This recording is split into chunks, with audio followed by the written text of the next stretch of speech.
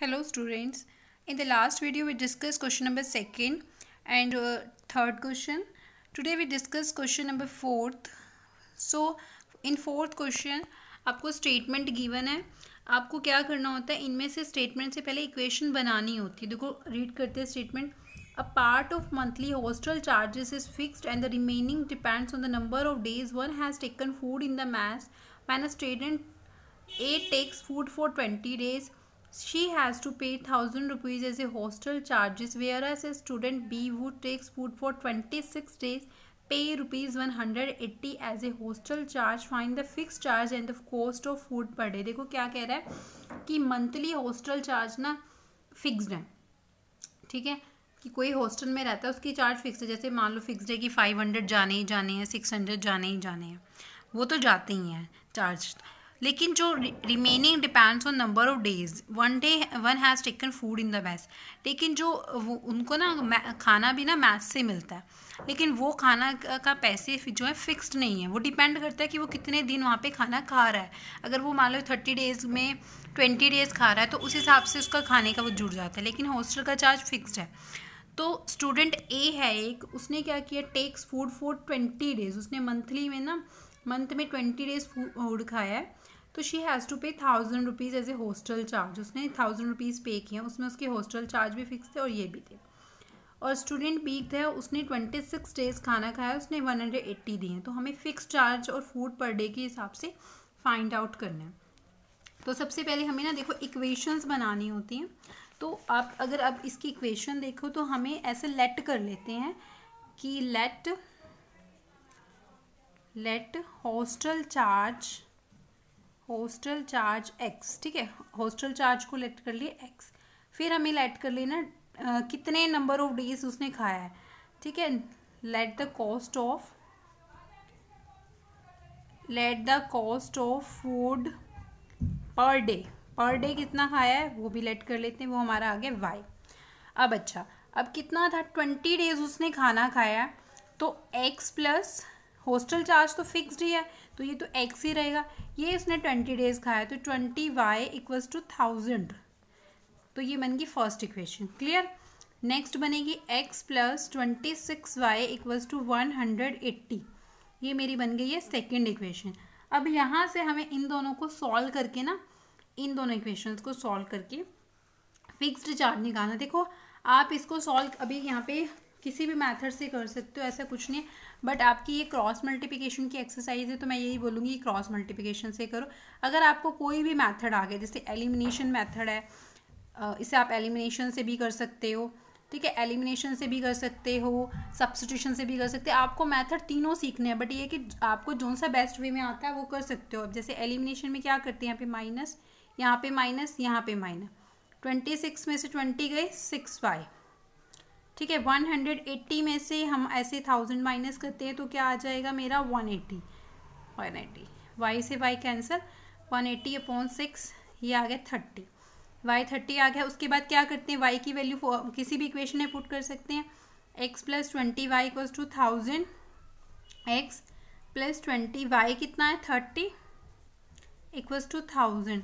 तो x plus 20 plus 30 600 equals to 1000. तो x आ गया 1000 माइनस 600, तो हमारे पास आ गया 400. तो ये 400 मेरा हॉस्टल का चार्ज आया है और ये मेरा क्या है, फूड पर डे का 30 आया है. ठीक है, पर डे के हिसाब से जो हमारा पर डे मतलब एक दिन का खाना जो है 30 रुपीज़ का पड़ता है. तो ऐसे मेन तो इसमें इक्वेशन बनाने हैं, बाकी आगे तो आपको सॉल्व करने का पता है. तो मैं आपको इसमें स्टेटमेंट्स में से इक्वेशन बनाना सिखाती हूँ. देखो नेक्स्ट क्वेश्चन है, fraction becomes 1/3 when 1 is subtracted from the numerator and it becomes 1/4 when 8 is added to its denominator. Find the fraction. तो क्या है, अ फ्रैक्शन बिकम्स 1/3. एक फ्रैक्शन है 1/3 जब 1 सब्ट्रैक्टेड कर देते हैं नोमिनेटर में से, एंड इट बिकम्स 1/4 जब 8 ऐड कर देते हैं. अब इसमें क्या बोला हुआ है, 1 सब्ट्रैक्टेड करना है नॉमिनेटर में.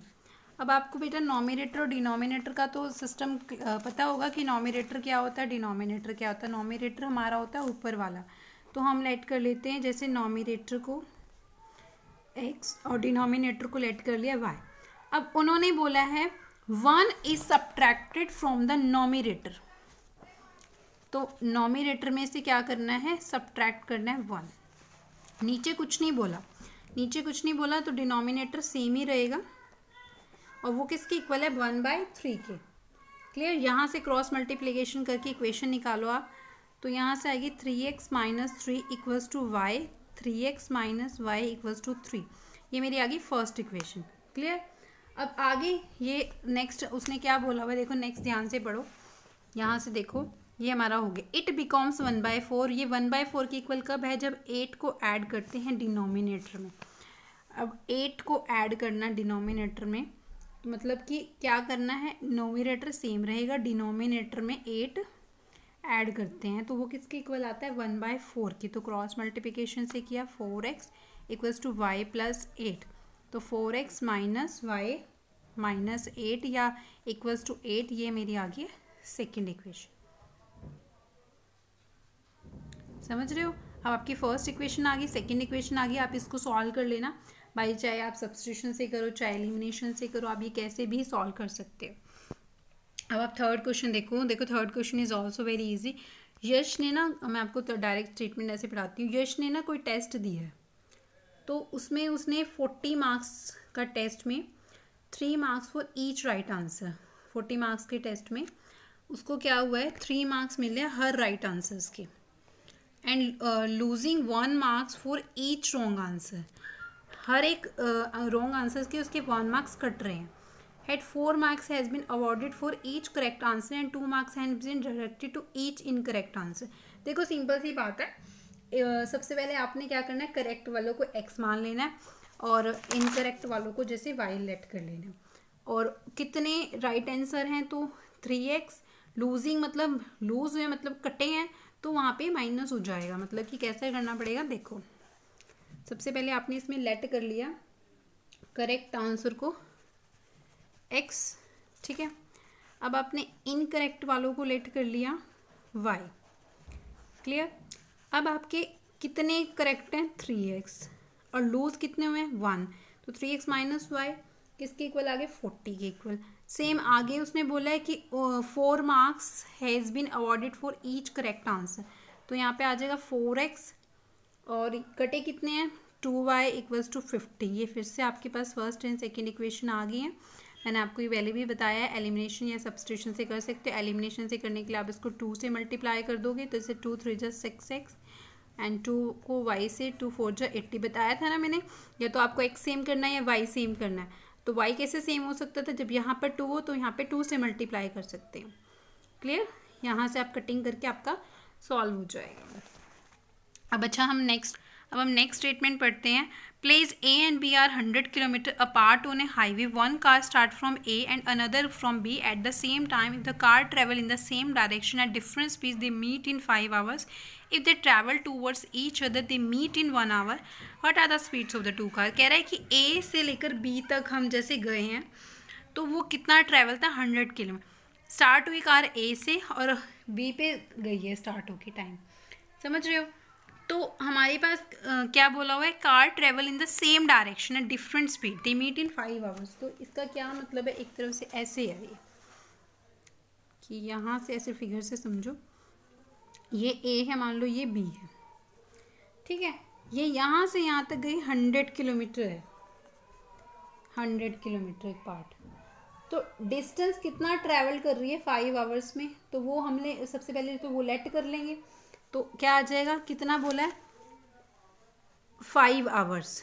तो सेम डायरेक्शन में 5x - 5y इक्वल्स टू 100 हो जाएगा, ठीक है। तो यहाँ से अगर हम इसमें 5 कॉमन ले लेते हैं, x - y इक्वल्स टू 100, तो यहाँ से आ गया x - y 100/5, तो ये आ गया 20। ये मेरी बन गई फर्स्ट इक्वेशन। और सेकेंड इक्वेशन क्या बनेगी, देखो सेकेंड इक्वेशन तो सिंपल थी, x + y 100 हो जाएगा डायरेक्ट। क्यों, देखो ध्यान से समझो इसको, A से B तक का 100 का ट्रैवलिंग है, A के या से B तक का, तो एक तो इक्वेशन x + y = 100 हो जाएगी, ठीक है। और दूसरी क्या हो जाएगी एक्स। ये समझ आया ना, क्योंकि 5 आवर्स के बाद मिल रही है ना, यहाँ पे लिखा है ना the cars travel in the same direction at different speed they meet in 5। Same इन दोनों इक्वेशंस को आप सॉल्व करोगे तो आपका यहाँ से आप इसको डायरेक्ट एलिमिनेशन से कर सकते हो, और आपको सब्स्टिट्यूशन से भी आना चाहिए और क्रॉस मल्टीप्लिकेशन से भी आना चाहिए। ठीक है, क्रॉस मल्टीप्लिकेशन का मेथड बताया था B1 B2 C1 C2 A1 A2 B1 B2, या मैंने आपको लास्ट वीडियो में करके दिखाया था। द नेक्स्ट क्वेश्चन है the area of rectangle gets reduced by 9 square units if the length is reduced by 5 unit and breadth is increased by 3 units. If we increase the length by 3 units and breadth by 2 units, the area increases by 67 square units. Find the dimensions of the rectangle. अब ये question थोड़ा ध्यान से समझो।